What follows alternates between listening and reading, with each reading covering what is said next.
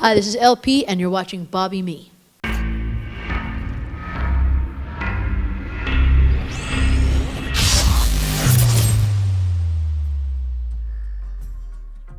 Do you remember exactly the first moment when you realized you want to be a singer, songwriter, you want to be on a stage, and what was like? I think I had this vague idea about being a performer. I wasn't raised like that. Like, it wasn't something that was even in the realm of possibility. You didn't do that in my family, really.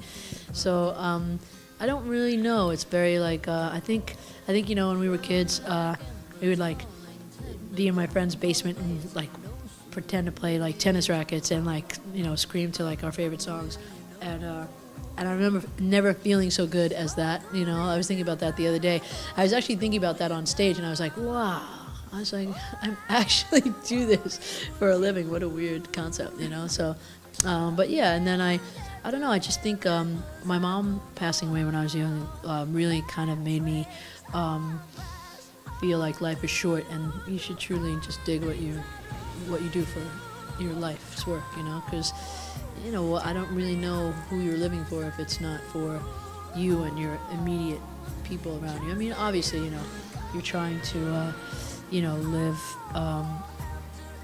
for other people and be giving and all that stuff. But I mean, I think number one is you, and if you're not taken care of and happy in your life, the ripple effect of that is enormous. And like to not have, I don't think you could give your best to everybody else in your life.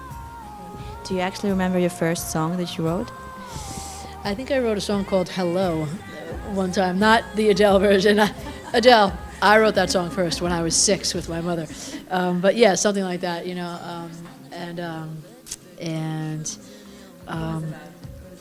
was about saying hi to someone at school or something like that, and the teacher, it was an assignment, and my mother and I wrote it like, just on the piano, like quick, and I just thought, well, it was like, wow, you can just do that. You could just, I mean, you could call anything a song if you wanted it to. I mean, that's the funny thing about songwriting. It feels like you're kind of getting away with murder because you don't get a degree. I mean, you could get a degree in songwriting, clearly, like there are songwriting courses and stuff like that, but no one's like, it's not like you're not allowed to like hang a sign on your lawn that says attorney at law if you haven't been to law school, but you can say I'm a songwriter if you've written songs. It's weird. You also play some like more than one music instrument. Which one is your favorite one? I mean, I think the ukulele is my favorite. It's just because it's like my little buddy. It goes everywhere. Yeah, and it's just like, it's very, I travel with it, and it feels very like something that it feels intimate, like, and I've written so many things that I use on it, so it's great. How it is to write songs for other people's, like for other musicians? How do you adjust for their personalities? Like, it's like something different. It's not for yourself.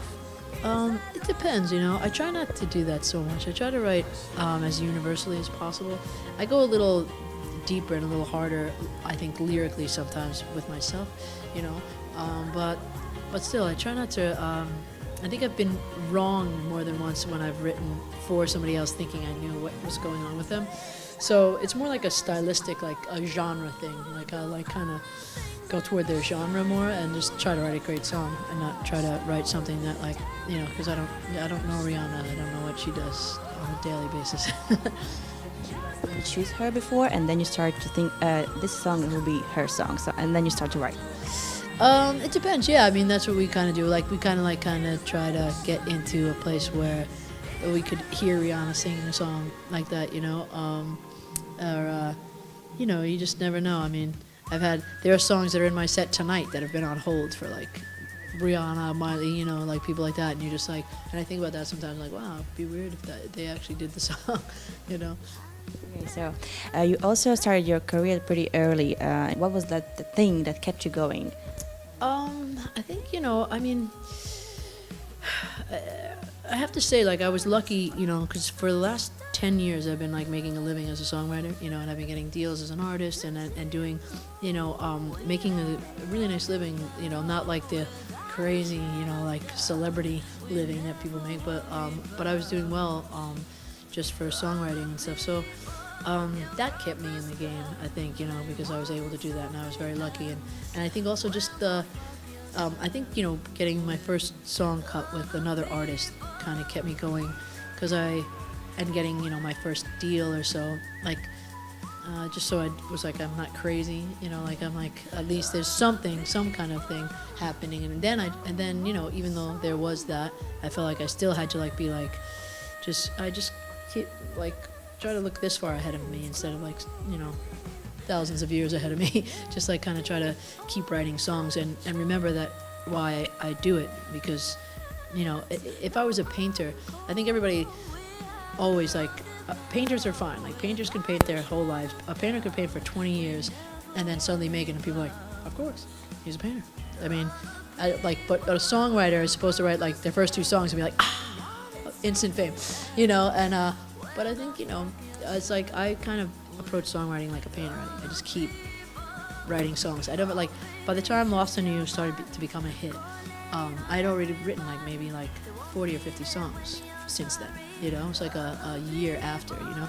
So you just don't know, right? And I think that like songs are sort of a currency, and they're also part of the artistic nature of doing this, you know. I'm not writing songs necessarily to be, it's hard to say. Of course you're writing songs to be successful. Like a successful song means you reach a bunch of people, but I think you have to be very careful to keep what is success with that. It's like, is it reaching people, or is it like writing a hit song or whatever, you know? And if you want to write a hit song, there's nothing wrong with that.